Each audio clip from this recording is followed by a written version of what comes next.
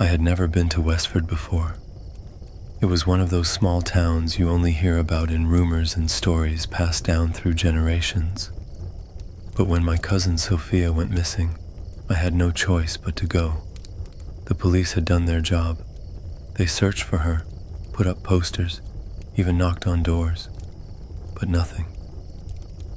She was just gone. The last time I spoke to her, she was heading to Westford for a weekend getaway. A little retreat in a town far from the usual hustle, she'd said. I never understood why she chose that place. I remember the odd feeling I got when she told me about it, but I shrugged it off. I should have paid more attention. The phone call from her best friend, Emma, came in the middle of the night. It was just a simple message, but one that sent a shiver down my spine. Sophia's missing. No one knows where she went. I packed my bags and drove through the night. The trip felt endless.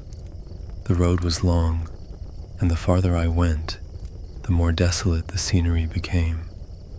The trees were thick, dark, and seemed to close in around me. The air was different too, colder, heavier, like the town was pulling me in. I finally arrived in Westford at around 2:00 a.m. It was a ghost town. The streets were empty, the windows of the houses dark. The only thing moving was the wind, rustling the dry leaves. I couldn't shake the feeling that I was being watched, but I ignored it, focusing instead on finding Sophia. I pulled into the only hotel in town. It was a rundown place, with flickering neon signs and an old, creaky door. Inside, the clerk barely looked up when I entered. She was a thin woman with hollow eyes, her fingers stained with something that didn't look quite right. "Can I help you?" she asked in a slow, emotionless voice. "I'm looking for my cousin. She went missing here. Her name's Sophia. I just need to know if anyone's seen her." The woman stared at me for a long moment, then shook her head. "No one has seen anyone. You're not the first to come looking for someone. People get lost here." Her words hung in the air like a bad omen, but she handed me a room key. "Room 13, she said, her voice barely above a whisper. "You might find some answers there." I took the key. There was something strange in her tone, as if she knew more than she was saying, but I didn't have time to dwell on it. I needed to find Sophia. I found my way to room 13. The door creaked as I pushed it open. The room was small, dusty, and smelled faintly of mildew. The bed was unmade, but the sheets were undisturbed. There were no signs of a struggle, no clues. It was as if Sophia had simply vanished into thin air. I sat on the edge of the bed, trying to collect my thoughts. Then, I noticed something. A small, crumpled piece of paper lying on the floor near the window. I picked it up. On it was a message, hastily written. "Don't listen to the voice. It will take you." I felt my blood run cold. I stared at the note, but no answers came. I left the room and headed to the town's only diner to meet with Emma. She was waiting for me at a corner booth, her face pale, her eyes red from crying. "Have you found anything?" she asked as I sat down. "No," I said, "but I found a note.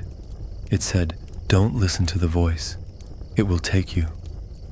Emma went completely still. Her eyes widened and her hand trembled as she gripped the coffee cup. That's what happened to Sophia. She heard the voice. It called to her. "What voice?" I asked, confused. Emma swallowed hard. "It's the town's curse. People come here and they start hearing it. It starts off faint, like a whisper, but over time it gets louder. It convinces you to follow it, to listen to it. And if you do, you disappear, just like Sophia did." I didn't believe her at first. It sounded insane. But as she spoke, I felt a strange unease settle in my stomach. Emma's voice grew shaky, and she seemed to be staring at something just beyond to me, like she was seeing something I couldn't. "You have to leave," Emma said urgently. "It's coming for you too. You're not safe here." I glanced toward the door. For a moment, I thought I saw something move in the reflection of the window. A figure, dark and distorted, standing in the street. I blinked, and it was gone. I turned back to Emma, but she was staring at me with a look of fear that I couldn't understand. "Emma," I said, my voice trembling. "What's going on? What do we do?" She was silent for a long time. Then she whispered, "If you hear the voice, don't listen. Don't follow it.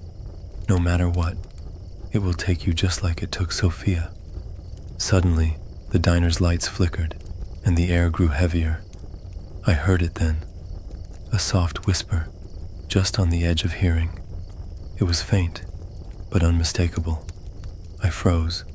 My heart began to race, but I couldn't tear my eyes away from the door. The whisper grew louder, more distinct. It was a voice, calling my name. I turned to Emma, but she was gone. I bolted from the booth, panic flooding my body. The diner was empty, not a soul in sight. The whisper was growing louder now, filling my ears, drowning out everything else. It was coming from outside, from the street. I ran to the door. I stepped outside into the cold night air, and there it was again. The voice, calling me, coaxing me to follow. It was a woman's voice, sweet and alluring. Without thinking, I started walking toward it. The street was dark, the trees casting long shadows that seemed to stretch unnaturally. As I walked further, the voice grew clearer. I could feel something pulling at me, urging me to keep moving forward. And then, just as I reached the edge of the woods, I saw her, Sophia, standing there in the darkness, her face pale and drawn, her eyes hollow. She was staring at me with an expression I didn't recognize. There was no warmth in her gaze, no familiarity. Her lips curled into a slow, predatory smile. I felt my knees weaken as a surge of terror flooded my body. This wasn't my cousin. This wasn't Sophia. This was something else, something that had taken her. And now, it was coming for me. I turned to run, but the voice was already there, calling me back. I could feel it, a tug at my mind, a pull at my soul. It was overwhelming, and as I fought against it, I felt the darkness closing in around me.